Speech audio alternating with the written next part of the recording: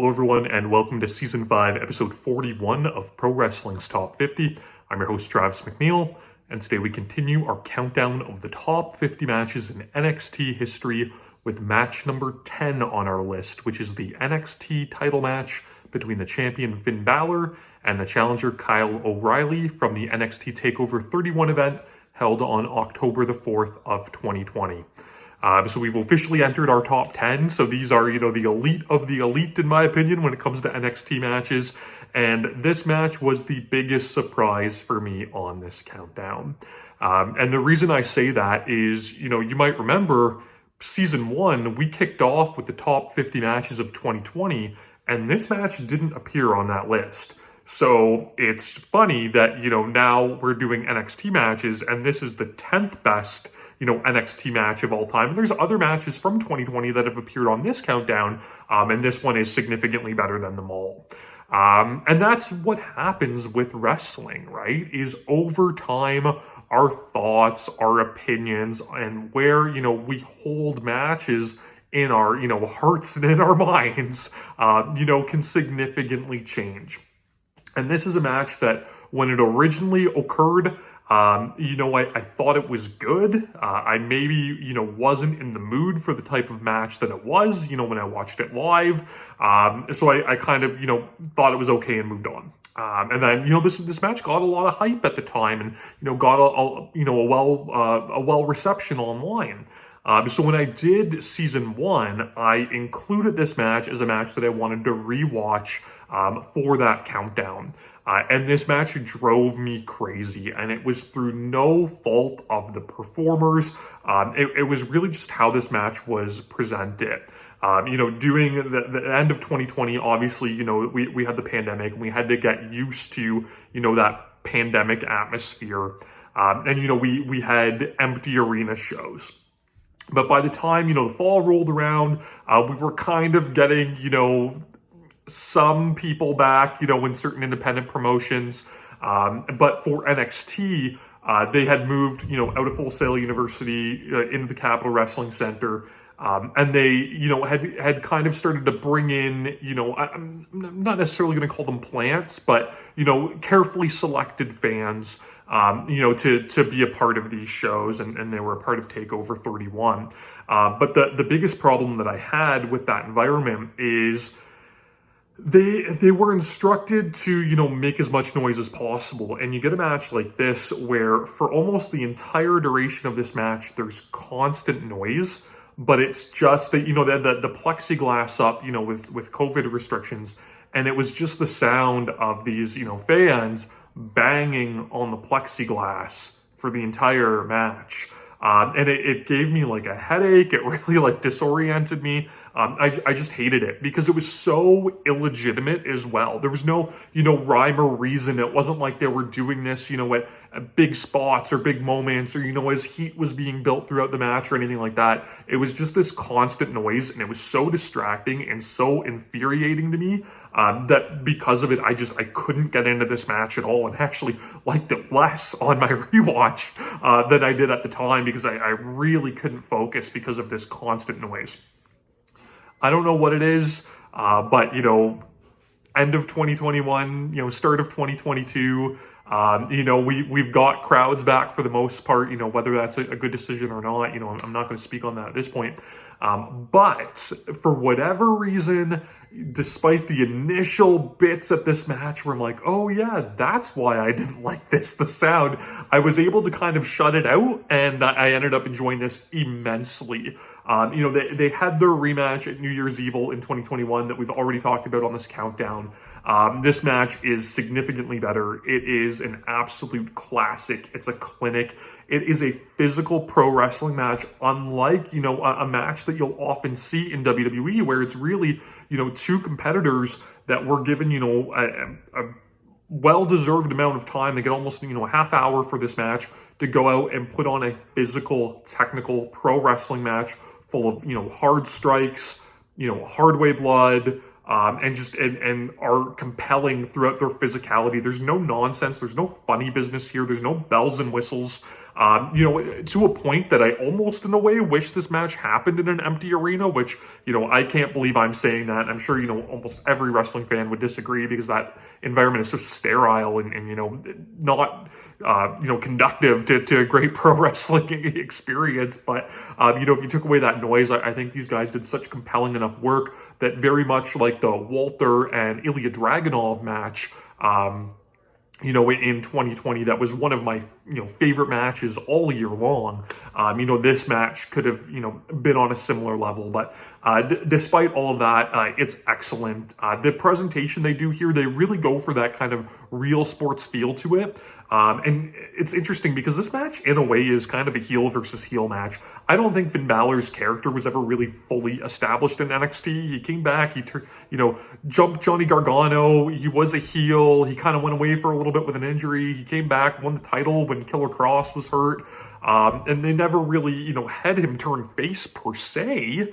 And Kyle O'Reilly is part of the Undisputed Era. They are a group of heels. However, at the time, they were, starting to feud with Pat McAfee's group, who were also heels. So there was all of this weird, kind of blurring of the face and heel lines in late 2020 NXT. This is a match where ultimately it doesn't matter. It's whoever you like better. Throughout the story, that they do kind of build this sympathy on Kyle O'Reilly, and it does in a way make him, the de facto babyface fighting from underneath to win the title. And Finn Balor does such a great job on top. I've talked about this with him before, but his title reign, I think, is ultimately going to be something that's really going to get overlooked in history. But it was so good. It was almost this, mid-90s Bret Hart kind of style where, he would wrestle, all of these good workers and have these like excellent, just straight up pro wrestling matches, the likes of which you weren't really seeing anywhere else, in the company.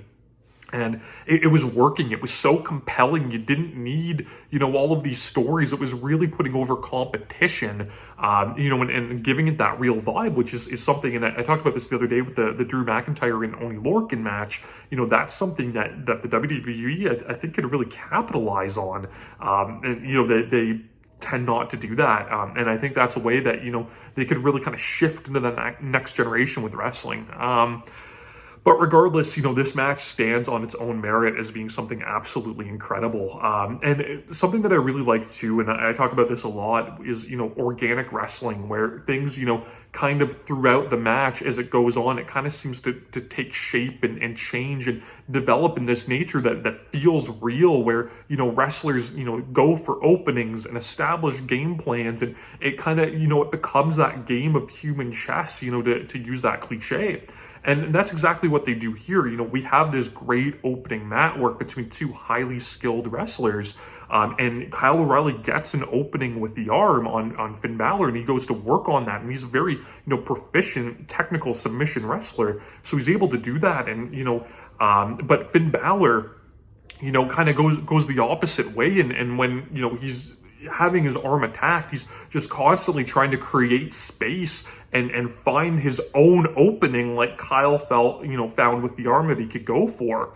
And Finn, like I said, he kind of works on top here, and he establishes these great little moments of just subtle heelism. So, for example, Kyle's been working his arm, Finn's able to kind of roll through on an arm bar sort of thing and hit a basement dropkick, and then begins to stomp on Kyle's arm, almost, eye for an eye, arm for an arm. But then he grabs Kyle's arm and kind of, arrogantly plays the air guitar on it, which is a Kyle O'Reilly staple, right? Almost kind of showing like, you're used to, it from this guy, but I'm going to kind of work the heel roll here because I want you to root for, my opponent. So again, just, really good kind of character stuff being thrown into this match, but not, taking away from the great technical work that they're doing here. The opening that Finn Balor, eventually gets is after, he suffers a barrage from Kyle O'Reilly, gets the arm worked, he, gets, Kyle unloads with strikes on him, hits, the rolling butterfly suplexes. Eventually, Finn's able to create enough space, and he gets just a rolling back kick, the TNA kick, the rolling soul butt, whatever you want to call it. But he hits this kick to Kyle's midsection, and it just completely crumples Kyle. And his selling here is so good at putting over, that basically, his midsection is destroyed from this kick. And Finn Balor is so good at going to work on this area. And again, that subtle heelism where, he starts stomping the midsection and the referees kind of trying to pull him off to give Kyle that space to see if he can continue. And Finn, kind of disregards, the referee's instructions and just keeps going to work with the stomps. Again, kind of, adding that underdog kind of feel to Kyle O'Reilly where now he really has to struggle to fight from underneath. So we have this story of the midsection and the arm, but I talk about, these organic kind of openings coming. Both guys are able to find other weak points that they're able to capitalize on and now have 2 points of 2 points of attack that they can go on offense with and hopefully use to win the match. With Kyle, he gets a drop kick to Finn Balor's knee as he's coming in for the John Woo drop kick. And with Finn Balor, at some point, Kyle's mouth gets bloodied up, and Finn is able to go on the attack with that.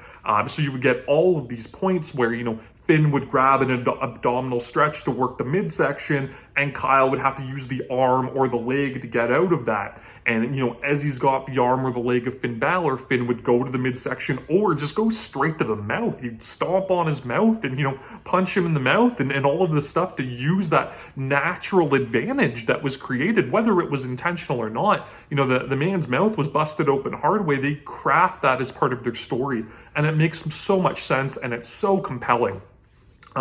Kyle O'Reilly is just, like I said, he puts in this amazing performance here, as that underneath fighter. And there's a awesome point where, Finn's kind of kicking him in the corner and, he defiantly stops the kick. And I compared Sami Zayn versus Nakamura the other day to, Otani and Kanemoto from, mid-90s New Japan. And that's, the same vibe here where you get this guy that's just been beat pillar to post, that's finally had enough and, is going to fight back. And that leads to this excellent exchange where Kyle hits, he goes to the leg a couple times with a couple kicks, to open that advantage again.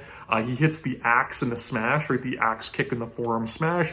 Finn, hits the Pele kick off of that, and that knocks Kyle into the ropes, and he comes back with the Nigel McGuinness rebound lariat, for this great double down and just this excellent spot that, it is clearly like a rehearsed sequence, but they're able to incorporate it in a way in this match that it feels, legitimate. You have a guy doing this funky rebound lariat thing that's just completely ridiculous and everything that pro wrestling encapsulates, but, they somehow make it make sense in this otherwise, dog fight that they're having. And I think that's, something that they should really be commended for. We get some really good near falls down the stretch. Kyle gets one off a brainbuster. Finn gets one off the 1916. There's a really nice part that I like here too, where Finn Balor goes for the 1916, which is that, that reverse kind of brainbuster that he uses, but instead he pauses for a moment and goes for the final cut instead, which is another signature move that he does, but it makes such perfect sense. And, he sells it so well where you can see the wheel turn and him shift, his offensive maneuver and not going to what he would normally go to, but changing it up a little bit to be able to target that midsection of Kyle. And had he have just went, for the final cut, that would have been one thing and it would have made sense. But again, just these little nuanced things where it shows that these guys are constantly having to think, about what their strategy is. It just makes this match so much better and so much more of, a worthwhile viewing experience. We end up getting this great exchange over submission holds, where Kyle O'Reilly, he blocks the coup de grace and gets dragon screw. He drops a knee on Finn's knee, and, he goes for this knee bar, but then Finn just starts, kicking him in the mouth and all of these things to break out. And it's this long struggle to the ropes. They counter an armbar into a sharpshooter, into a leg lock, into all of these things, into the abdominal stretch, tying together, all of these limb damage elements they've created. And finally, as we come into our finish with it, Finn baits Kyle O'Reilly kind of into going for a trip and double stomps him right, to the bad midsection and kind of has him on the ropes.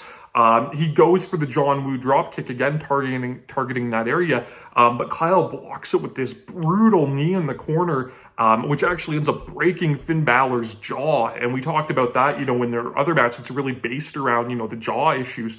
But again, ironic here that, there's this target of Kyle's mouth throughout the match, and it would end up being, Finn that would have his jaw broken when all is said and done. But he completely breaks his jaw, and Kyle hits a German suplex. But Finn Balor won't be denied at this point, and Kyle's taken so much damage to that midsection. Finn's able to absorb the German, hit one more double stomp on the mat. At this point, Kyle, can barely survive, isn't going anywhere, is trying not to puke his guts up. Finn goes up to the top one more time, hits the coup de grace, and it's enough for the 3 count. Again, tying in this wonderful package of, the midsection from that, that one kick earlier in the match that allowed them to establish that story. Like I said, this match goes about a half hour. It never feels long. It's so compelling. It's so worthwhile. It's full of little things that make perfect sense that just elevate this story to the next level. We end this match with a show of respect with a handshake. We get a weird post-match angle with Ridge Holland, I think his name is, attacking Adam Cole and kind of carrying him out from the back where he's dead. That was supposed to lead to the War Games match, but Ridge Holland would get injured, and now I'm pretty sure he's on SmackDown in a face mask or something like that, if I remember correctly, from the Royal Rumble. I don't know. I don't know what's going on there. But, post-match aside, everything up to the handshake is really good. And again, it just shows that, it feels so different from the WWE that these guys would be allowed to, go out there and have just this excellent no-frills pro wrestling match. It's something that I wish we would have gotten even more of a long-term Finn Balor reign to see him do this with even more competitors, because there was so much meat left on those bones that unfortunately, just really weren't fulfilled. He would drop the title to Karrion Kross at WrestleMania weekend in 2021 and end up going back to the main roster, where right now I don't even think he's being used. Kyle O'Reilly has moved on to greener pastures in AEW. So maybe will we see this match again one day? I don't know, but I certainly hope so, because the 2 encounters that they had in NXT were brilliant. You can watch this match, of course, on the WWE Network. If you're outside the US, if you're inside the US, it's on Peacock. You can subscribe to my channel here on YouTube so you never miss a video. Follow me on Instagram and Twitter at Wrestling50. And please join me again tomorrow as we continue to count down Pro Wrestling's Top 50.